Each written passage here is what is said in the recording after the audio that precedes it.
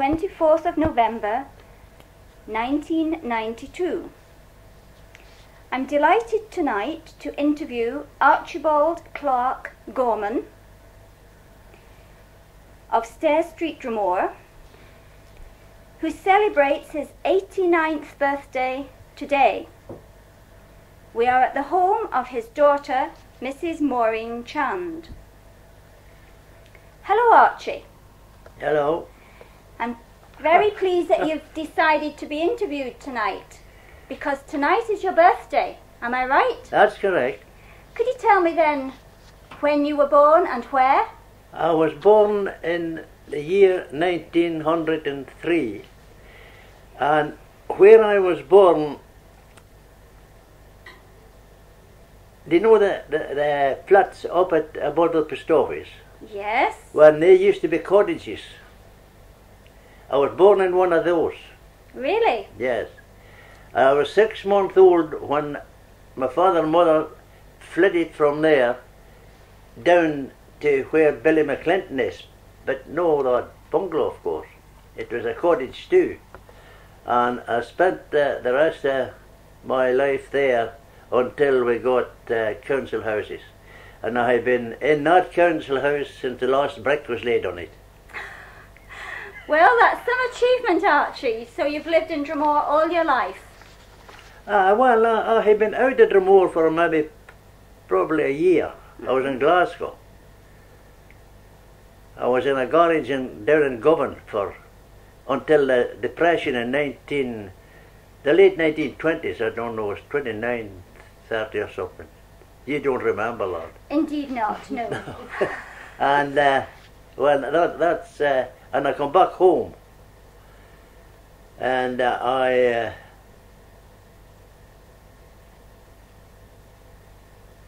but I'm jumping there. Yes, that's all right. Doesn't matter. I'm jumping the Shall we go back when to your earliest I memories? left the school? Yes. There was nothing very special on the school. Right. And I wasn't very brilliant. Oh. I'd hardly had Kent Monday for Tuesday. But anyway,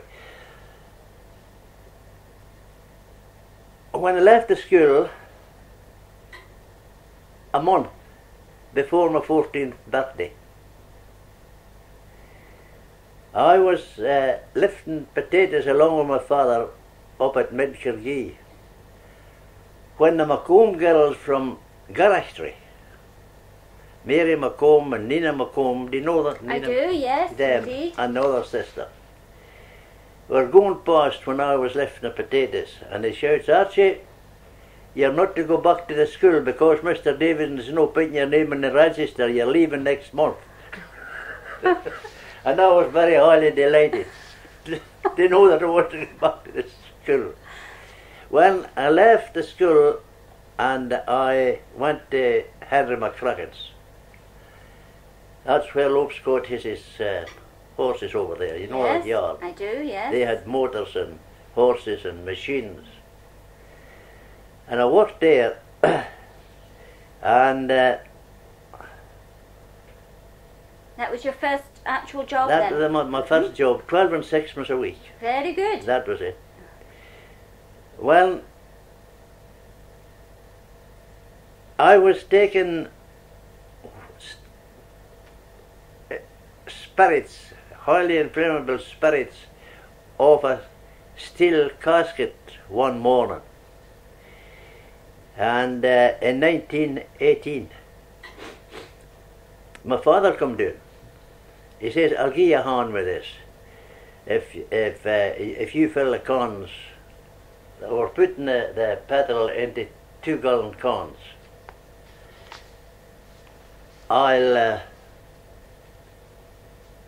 If you put the petrol in, I'll put on the thing into the side and hand you that." When we emptied the cask, the barrel, it was steel cask, and we rolled it to the side. And after he had finished doing that, he lit his pipe. He threw the match down. It caught the pedal. Bang. It hit him on the leg. Blew half of the leg off. It missed me. It smashed machines. I don't remember very much more after that. But it missed me, but it can't hit me somewhere about the horn here, but that was nothing. And the next thing I heard was they took him home in a machine that had been saved. And they yoked the pony and got him home in it, but he died 2 days after it. Oh. And my brother was in the army, and he was just back to Fort Matilda when they got a telegram from the police to say that this accident had happened, so he come back home. That was James, that's my last brother there. And well, then my father had a contract with a parish council, looking after the streets and the water and the scavenging, one thing and another. Well, and there wasn't very much coming into the house, of course. Were you the eldest child? No, I was the youngest. The youngest. There was 4 of us, but I was the youngest. You were the youngest. There was 14 years between the last one and me. I was a sort of dropout.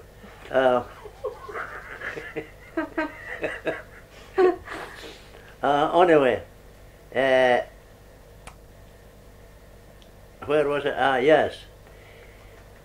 My mother and I carried on this job, but she wasn't fit, and I wasn't fit, for I was only a young boy.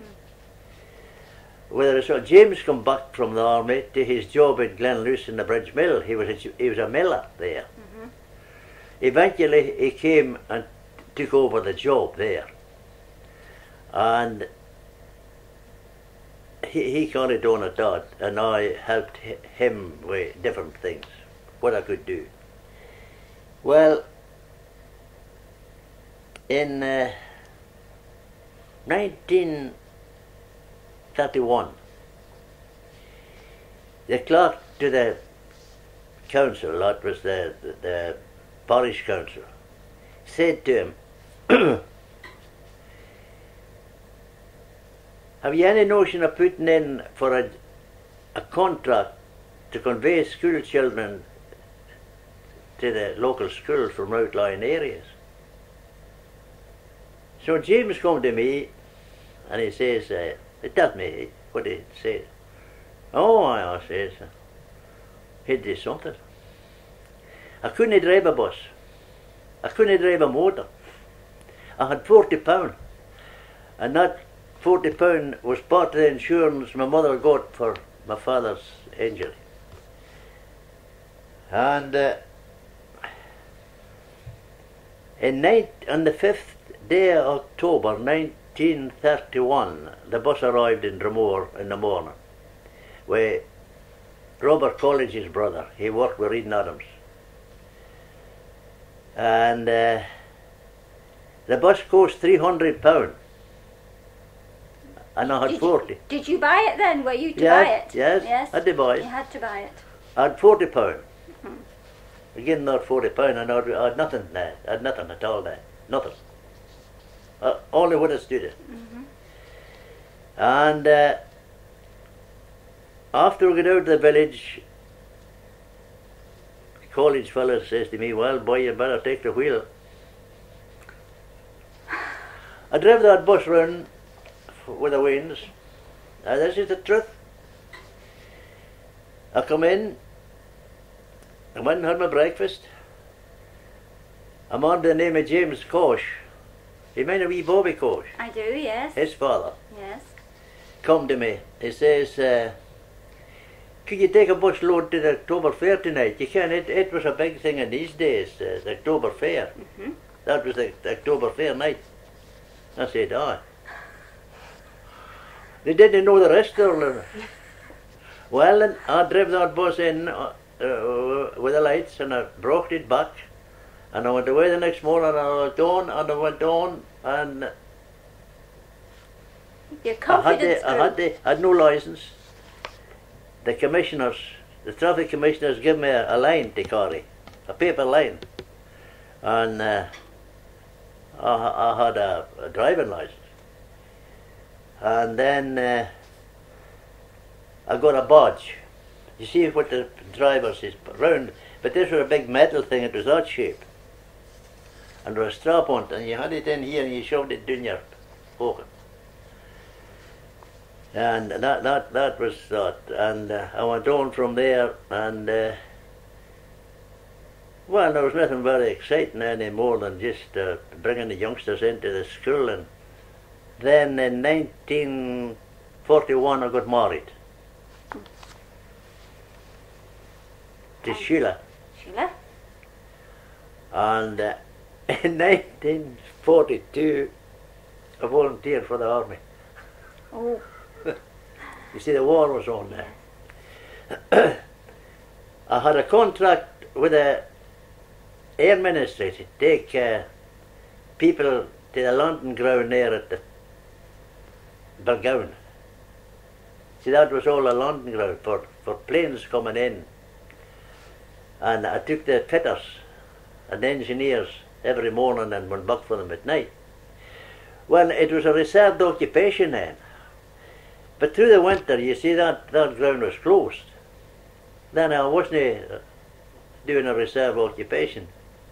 And the fella told me that. I said, I won't be bothered with this, so I just make arrangements for my medical. So I got word to go to Dumfries for my medical, and I had a medical. And I was waiting in the waiting room for more orders for whether I was going to somewhere or going back home, I didn't know. Eventually an airman come in, he says, you'll go home and we'll send for you. Well, I'm waiting, yet. That's quite a few years ago, Archie. 2 or 3 years ago, Yeah. And I was 45 years bringing school children into Drummore School. I carried 250,000 wains to that schools. And once in 45 years I failed to get the children home. Once in 45 years. And there was a lot of snow and frost in those days. It wasn't my fault, it was Mr. Black's fault. He kept them too long. That's in the school. schoolmaster, is it, Mr. Black? It was Mr. Black, the schoolmaster. He kept them too long in the school. And with the result, I got to the school and I couldn't get any further. And I had to reverse back down into the village with a bus, big bus. And Tom McCracken was clerk to the Wileys there, the marshals, you know, that Millers. The haulage. He had something to do with it, and he said, could you get a car? Do you think you could get cars to get them home? I says, listen, Tom, they're doing with their tractors and they can't get back. They got stuck at Drummore with tractors, and the children had to walk. Can you remember what year that would be, Archie, when the bad snow? I think it was 1947. That was the year of the big snow. I believe it was in England anyway. It was here. That was the year of the big snow. 1947. And that, I think, will be a record that will never be broken. I'm sure it will be a record. And when my wife died in 1976, is that right?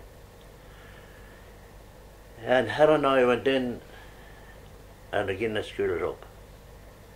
Well, it had been a case of employing somebody for an hour in the morning, an hour at night, and where I was going to get them. So I given the whole thing up. And they offered to give me a contract conveying wains for the moral school. No, I said, I'm finishing, completely finishing. So I finished, and McGuffey getting up the taxi business, and I started it. And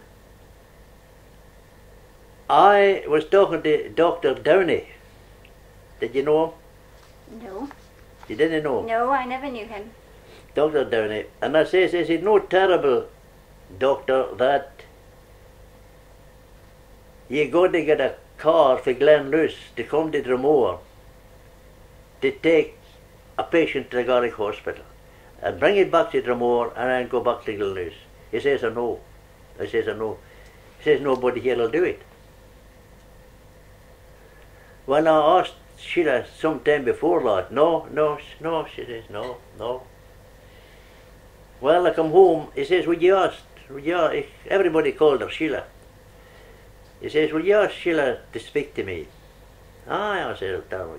So when I went in, I said, oh, Dr. Downey come out there. He wants to speak to you. He wants to see you about something. Oh. So I towards the phone, and they got her to take on the contract. And we've done that for 20 years. And that's what I got for services rendered. Now, Archie is showing me a small lapel medal with a crown on the top, blue circle, white centre, and a red cross which says, for service. That's the red I'm cross. sure you're very proud of that, Archie. Aye, there's two. Two people? And my niece got the other one. Ah, yes. Was Well, the other one for your wife? No, that was for me, and the other one was for my niece, Dora Gorman. She done the ambulance work. Did she work from Drummore too? No, she worked for St. Raw. And we were 20 years on it. And age, you see that you got to pack it in when you come a certain age. And I was very sorry when I come at age that I had to give it up, because it was very interesting work. Very worthwhile work too, Yes, Archie. and you know, you took patients away and they would never come back. They weren't coming back. But then they'd come back and there's a smile on their face, and it made your day, you know. I took one lady, she had a bad eye.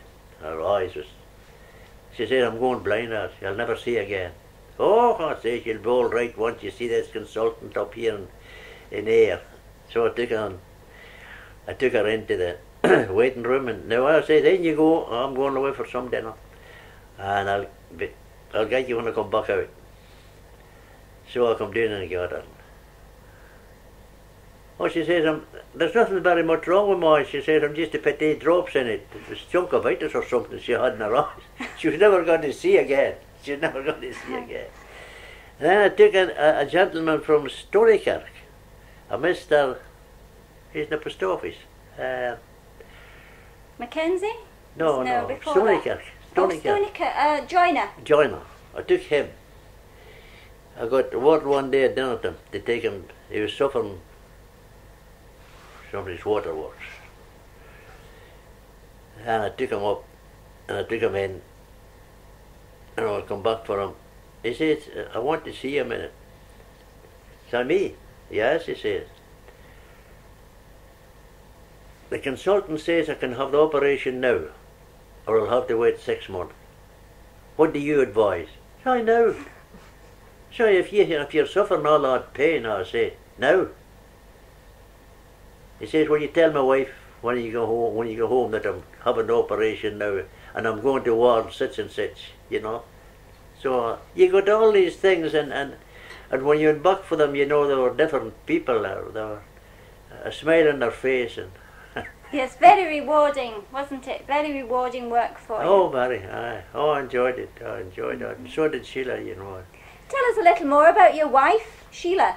Sheila, I reckon she'll be, oh, don't get me swell-headed, but I reckon she'll be one of the cleverest women in the parish, was Sheila. She could do anything. When I got married to Sheila, my brother says to me, James, can she cook? Can she bake? I says, look, boy. I says, look. I says, that girl's marrying me. I says, she's not marrying you. I says, if she can't cook, it doesn't matter to me whether she can cook or whether she can't cook. Whether she can bake or whether she can't bake.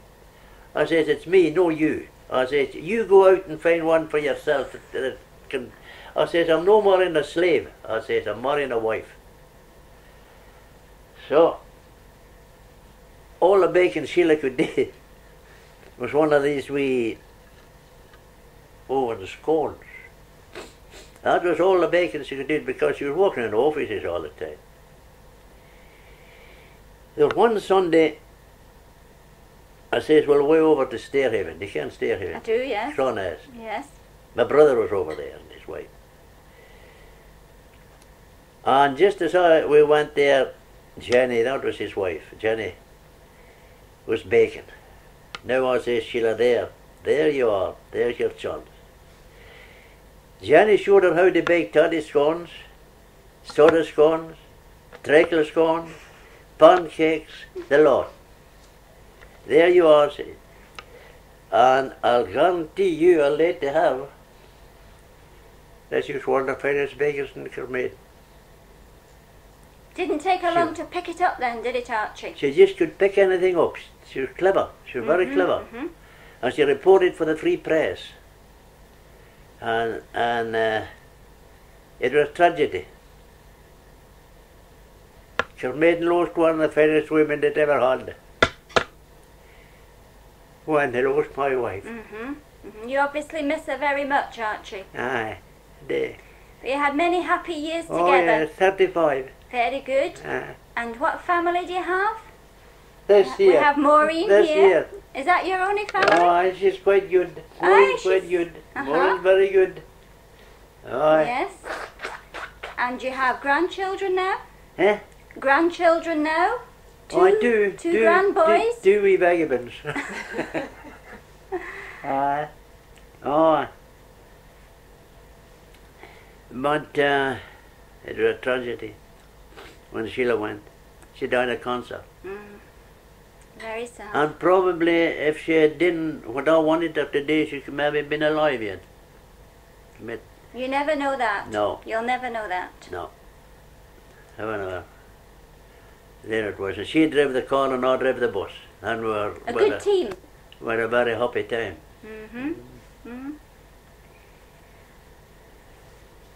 So I didn't ken. I was in the rocket for 20 years. Oh, now I was going to ask you about that. Yes. I was in life saving for 20 years. And my father was in it for over 20 years. And I have a medal, his medal, and I have my own medal for long service That's to excellent. the rocket. Excellent. And the first boat that I was ever at, no officially, with my father, was a boat by the name of the Cragsman. She went ashore at Crummock, loaded with sets from Cretan. You know, that From the quarry. for the quarry. Because they have been, them divers has been down, I have been at nearly every wreck around the coast in that 20 years. There's quite a lot. And before it, I used to go to them. Whenever the maroon went off, I was out of my bed and away. How did you get about to when there was a tragedy? How did you go? By your car? In your car? Or did they have Land Rovers like they have now? The boat, you mean? How To did the boats? Yes, A lorry. they had a lorry. Yeah, you put the equipment on the lorry. And you went to the lorry. And before that, it was before my day, it was horses that drew it. But Yeah. that was before my day. Yeah. But there was an inspector came one time, and he was giving a lecture on maroon. The maroon was going off. Then he got on about the gun. And I says to him, do you remember when they put the maroon off with a gun? Oh, no. Well, but I says, oh. Says, I have seen a gun being put off. They had a gun, and they put the powder in it, you see, and a sword. And it went with a bong. Oh. That was the beginning. And then there was one night over there, They were going out. I don't remember whether it was a practice or whether it was their boat. I don't know. I don't remember. But a fellow belonged to Drummore, John Moreland. He was in the service over here in the Coast Guards, and he was stationed at over the Coast Guard station. And the station officer says to him, "Away you go out with the marine off." And outside there was a dike, and there's two clamps, you see, and you put the rod down through the clamp and the maroon on the top, and of course you put a matchstick, and away it went. Here the damn thing fell.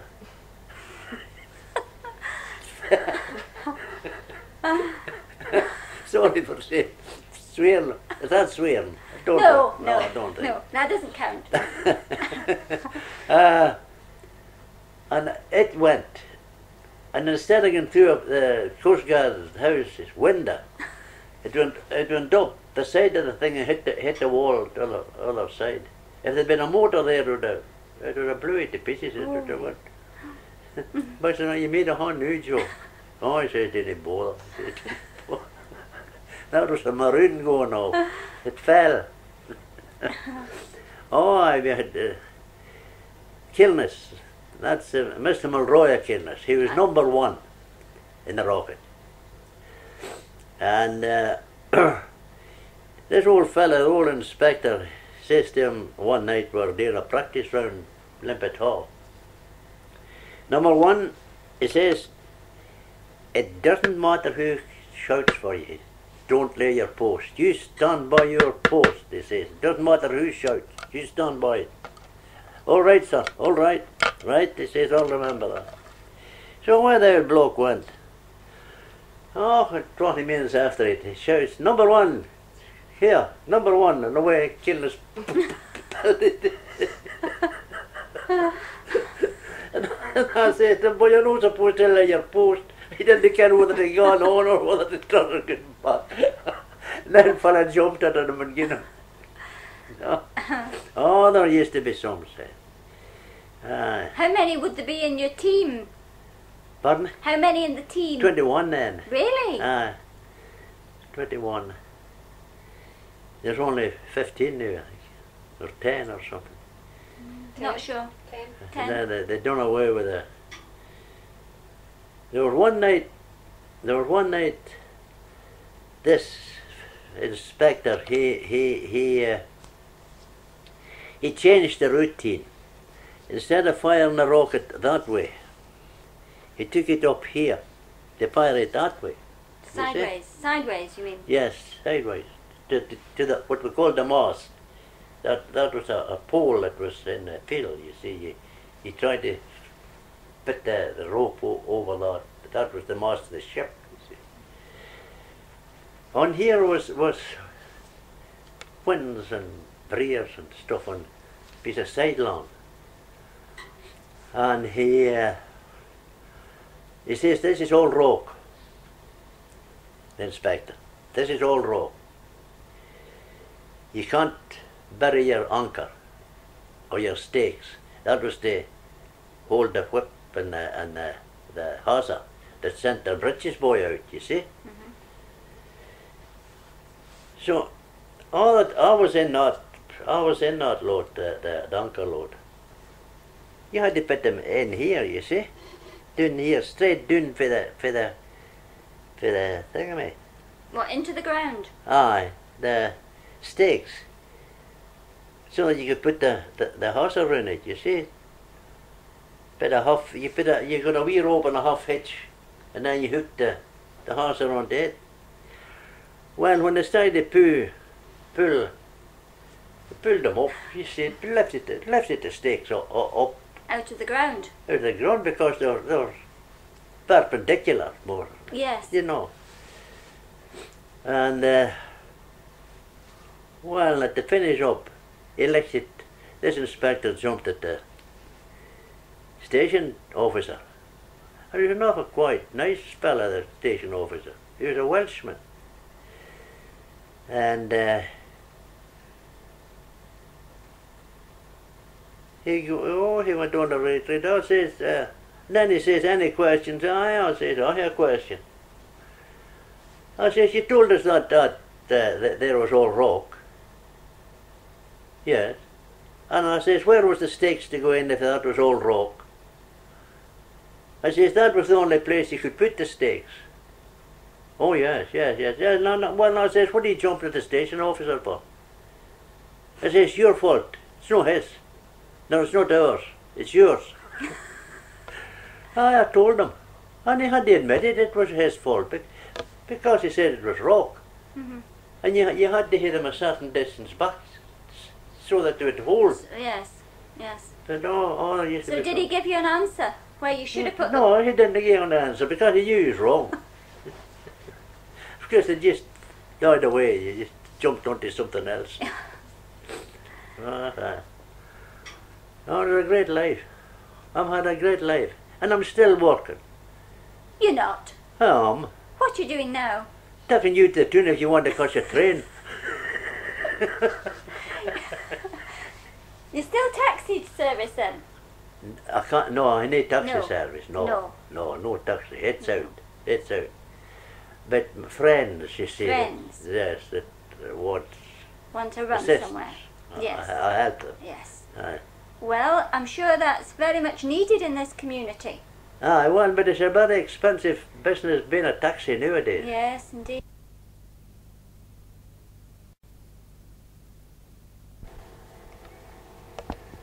Archie, you just remembered a story, something to do with the Scar Rock. Aye. It was one nice summer morning, and I met Geordie Downey. That's Mrs. Downey's husband. From Shaw Street, yes. He had creels at the Scar Rock.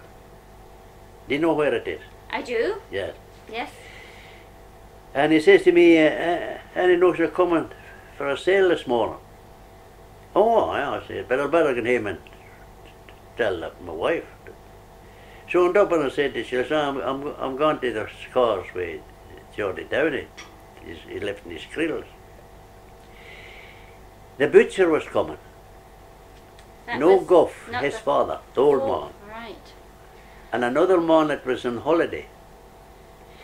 So when we got away near the Scars, I says to Geordie, I says, I think they're bombing it.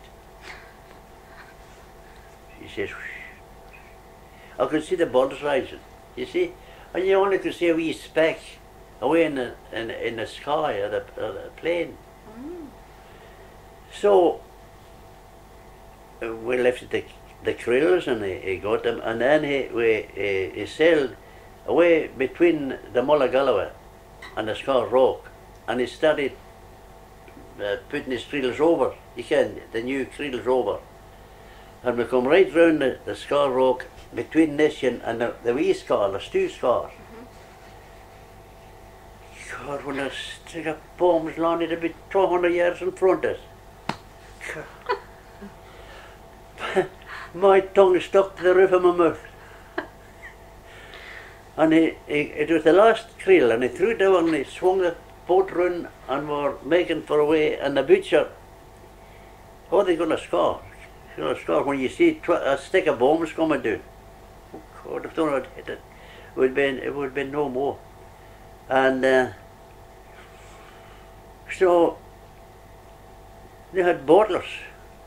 I didn't drink, but Downey drunk. And the butcher says to me, you didn't drink, boy. My son, if I didn't drink before, I'm drinking now. I said, my tongue sticking to the roof of my mouth. So that was it. I never went back to the Scars during the war years. And we got a queer fly. And then there was a Pollock that went ashore on Balmacortry Bay. Ooh. I was in the life-saving brigade in the rocket, as we talked about. Mm-hmm. Anyway, on the Sunday, she went down on the Saturday Christmas. She was down on the Saturday night, this boat. She was loaded with beer and cigarettes and everything. Stuff for medical. It's all for the Yanks over in Ireland. And she went on fire. The crew was Lithuanians. And she drifted ashore into Ballincourtry Bay. And on the Sunday morning,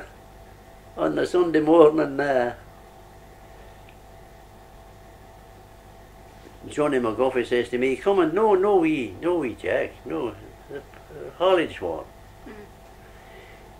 He says, "Well, I run up and see this boat, boy." So I went away up, and God, I was standing on the top of the field. They wouldn't let them onto the shore, you see. Who wouldn't? Jordy Curry was getting them. He had a gun. The first thing I hear is a gun going off, and they can't stop you if you get onto the beach. They can stop you if you left and stuff on the beach, but they can't stop you if you get onto it. So we went down through Ballincourtry, McGuffey and me, down on the shore to the station officer. He says, "What is wanting here?" "Oh," I says, "Nothing, Bill, nothing. Bill Hadley, he called him." "Oh no," I says, "just up to see what's doing the boat." Oh, he says, "Oh, I found it along there, you get his money, cigarettes, smoke." Oh, 10,000 cigarettes. My bedroom, you couldn't put a penny down for beer tins sitting on it, beer. And we'd one every day at dinner. Weans at Port Logan was drunk, coming in the shore, beer tins coming in the shore, they were drinking it, and they got drunk. And we Tom McComb of Ballincourtry, do you know him? He had a tractor hauling the stuff up to Ballincourtry, you see, to put it on the lorries, you take it down to the hall. And which hall was that? Where did you take it to? pardon? Where did you take it to? The stuff? Yes. To the hall, the King's Hall. The It King's was all Hall. put in the King's Hall. And he lifted a packet of cigarettes off the shore, you see, and he opened again. And here this fella says to the bobby, "Charles not Monley." So he charged him, the police. This was the head bummer of the service company. So he went to Bob Hughes, Tom McComb. Boy, he says, "I got into a fix there." He says, "I lifted a packet of fugs in the beach there, and I took you out to hear smoke." And he says, "I got me charged." He says, "What do you think I should do?" Bob says, "Look, you can back and tell him that you was drawing your tractor, and I'm withdrawing mine, and if he employs any other body, they're not getting access down through my fields or down through my property. What are you going to do about that?" So he had to Drop the charge. drop it, aye, because he was going to be in a fix. Then there's one morning we went up. There's soldiers was at one end of the bay, and we were working at this end. You see, they were getting everybody that was on holiday at Christmas to go and assist with get the stuff off the beach. And this sergeant of the soldiers was over where we were working, and he put us off the beach, you see. So we didn't know whether he had authority to do it or no. We don't know. We didn't know at the time. So here, one of the bosses come up for the service company. He says, "What's wrong with you fellas when you're not working?" So one of the blokes says, "Connie," he says, "that fella put us off the beach." So we went down to him, and he ordered him back to his unit. You can't, the far end. And he come back up, he says, "There you are, get started." So we went down. And what he was watching was a box of fountain pens. Waterman's fountain pens. And all the boxes, you know, that you put the pen in and put them up on the shelf. Oh yes, to display them, yes. And so we brought this box up. And each one was at 10 pence a piece. And the head bummer come up, the head. Again, the fellow says, we found a box of pens down there. He says, that's the very thing I've been looking for, he says, for my office. But he says, there's no pens. He says, there's no pens. Boy, he was fair mad. He was fair mad. He says, I'll search every house in Drummore, he says, till we get these pens. The station officer says, well, you'll start with mine first. Oh, no, no. Oh, well, he says, you're not doing anything of the kind, because the other fellows hasn't got them. We had them. So when I come home for your dinner, I says to Sheila, I says, there's 10 Waterman's pens. Oh, she says, them's very expensive. But I says, they're going to search the houses. I says, to see if any of us have them. So I says, you better try and do something about it. Well, and when I come back at night, when we finished, so what about the pens, Sheila? Oh, she says, I'll never get them off me. She got a piece of cloth and she sewed down, you can. And she shoved a pen, 10 little pens pockets. down here. Little pockets for them. And put tape at each side of the whatever it was you call it, and put it round herself here at the back. Like a corset. She says they'll do a job finding the pens for me. What about all the cigarettes? Did they not come and find them? My brother, you know, there's millions and millions of cigarettes buried round the shore. My brother and me buried them. Really? There's one Saturday afternoon, there was a fellow named Gardner and the customs man. The cigarettes, it was in quite good cartoons. You can have 200 in a cartoon. They were putting them into a big box, the two of them, packing them so that to send them. I don't know where they sent them. And Gardner, you called the dog, he's on me, and I had a boiler suit on. And I tied the foot of them, you see, tied the foot of the boiler suit. And I'm shoving the right down here. Down the trouser leg? Aye, and right round here. So I got loaded up and I had to go away home. I couldn't get on more. And so I discharged up at home and went away back up. And I says, you two fellas could do a drink. So I gave them something to go and have a drink. And when I come back, the customs fella says, here's a 200. He thought he was getting me. He says, don't say anything to the gardener. He says, don't tell him. He says that I'll give you them. And I pissed them in and gardener's holding them like this to me.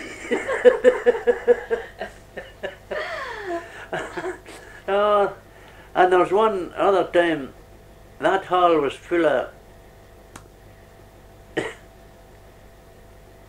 what do you call it, barley and rice. Is that what they used it for, really? Storing? No, they were for the troops at right. Wig Bay.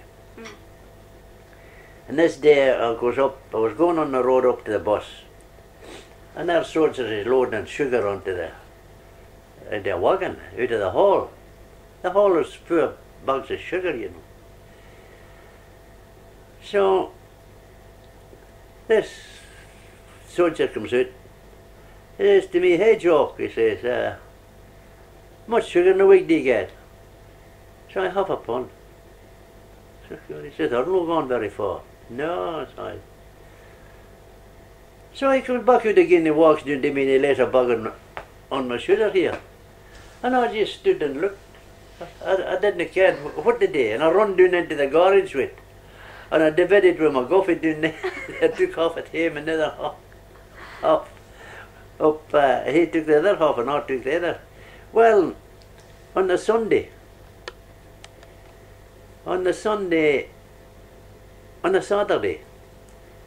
I was at the garage, up at the garage. And here's this wee wonder in the back of the hall going up. You see? I says, there's a sea soldiers the other day again, boy. The bags of sugar's dropping through this window. And they're carrying them into the garage. See? So, I don't know how many they carried in, but they seen us up at it comes. If you put some of these bags of sugar onto the bus on Sunday night, he says David Rankin will be driving. You can have a bag of fish to yourself. So we had another bag of sugar. This would be how big a bag? I mean, you're talking about a sack full.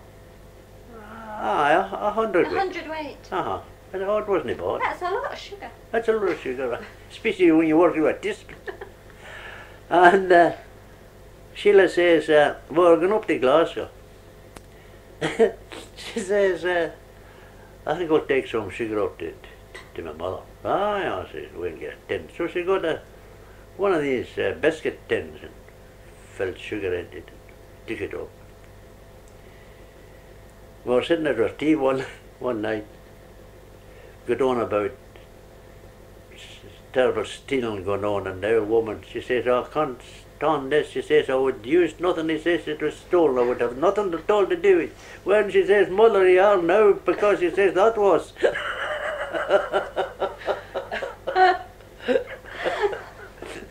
That was stolen.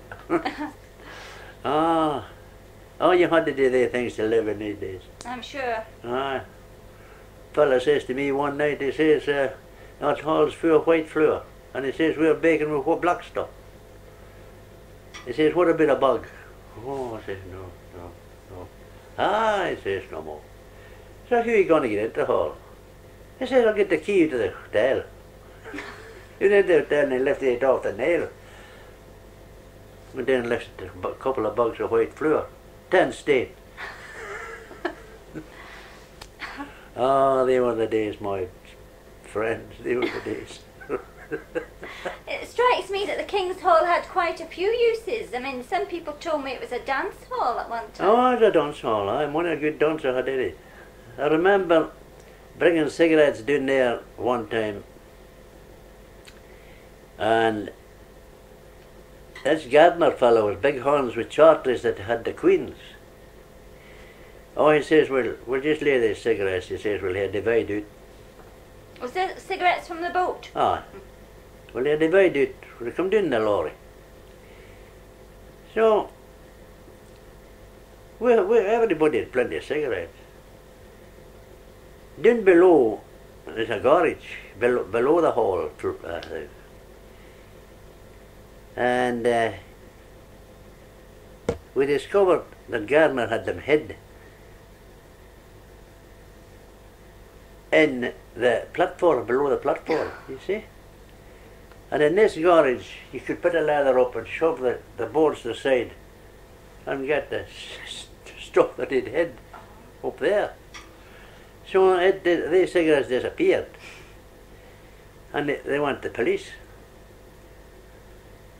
And the police kicked up a noise, and McGuffey says to him, oh, there's nobody here took the cigarette. That wasn't true, of course. He says to the police, what was the cigarettes doing in below the platform? They must have been hidden, because says the whole. So that finished it. That finished it. You had a policeman in the village then in those days? I'll tell you a story about him. You can, what do you call him?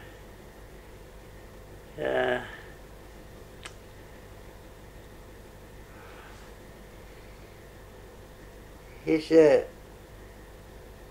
God, what's his name?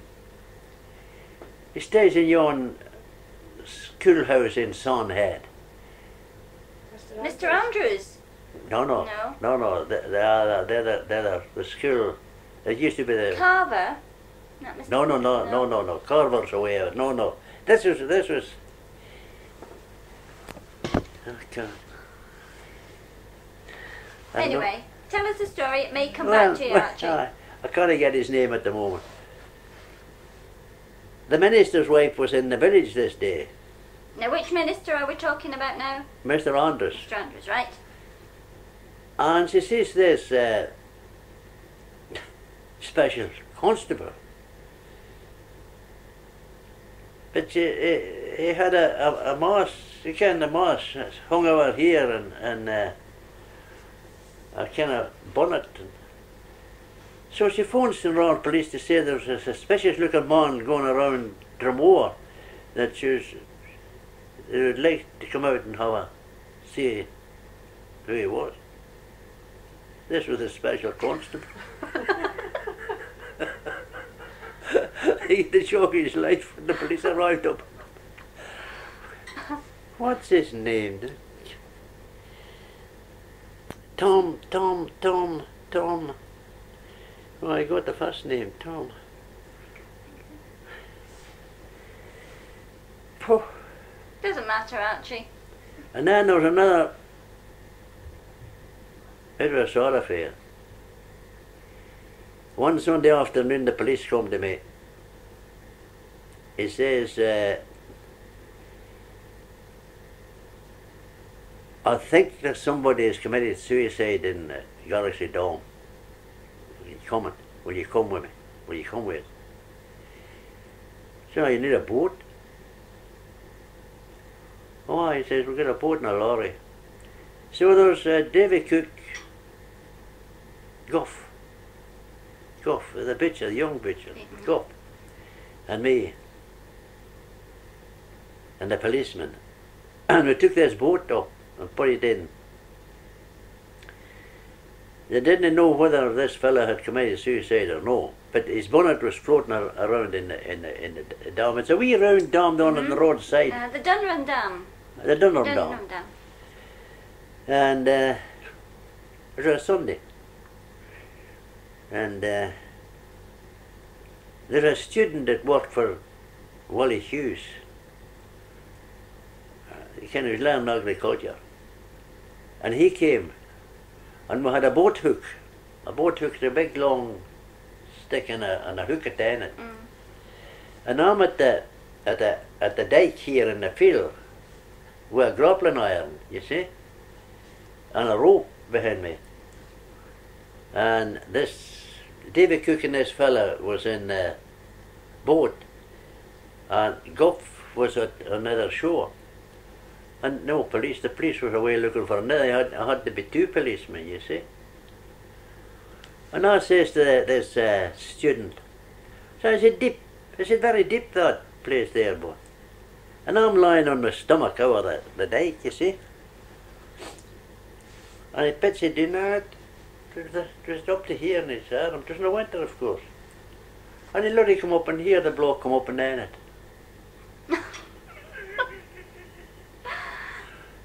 John Mayer, or Muir. Yeah. And well, we go to my shore. He said there's no police. There should have been a policeman there, you see. And I says to the fella, there was a fella behind me, Bobby McComb. I says, throw me that rope, and we'll get it running in case we lose him again. Well, I looked, he was going out through the gate away in the field. He's cleared out whenever the body come up. Hey. You scarfed. There wasn't a soul left. And it was black with folk to begin with, you can. Because they didn't think there was anything. There was hundreds there. And whenever he come up and the end of that rope is gone, and the end of the stick was gone. They're all gone. They're all gone. Oh. So, so we got him to the mortuary. And I says to the police, I says, boy, you had to strip him. He'll never be stripped if it's by me. The Gough and me had to strip him, and the police wouldn't come in. They wouldn't come into the mortuary. And had he committed suicide? Ah. Oh, sad. Joke McCulloch's daughter, he was running with her, and he was feared for her father, and he jumped in and drowned himself. Oh dear. Well, they say there's a ghost up there. Eh? They say there's a ghost up there. There what? They say there's a ghost at the Drummore Dam. Oh. Could that be his? What? The ghost. A ghost? Be his ghost. Oh, the one wee dam. The wee one. Yes. Aye, there's nothing but bad ends and old prompts. proms and you're laying in the stock. We know he went past there once. I've never seen any ghost. I've heard it said. I've never seen it, but Oh, maybe his. Maybe his. But it was very lucky the way they got him. You can't put the stick down to see the depth and they come up and down it. Yeah, there's these muirs. Did you know ken them in Sonhead? no. No. There was a wee house at the Dunrun. Who? The one house that's up in the field. Yes, that's derelict. That's where they stayed. That's where they stayed.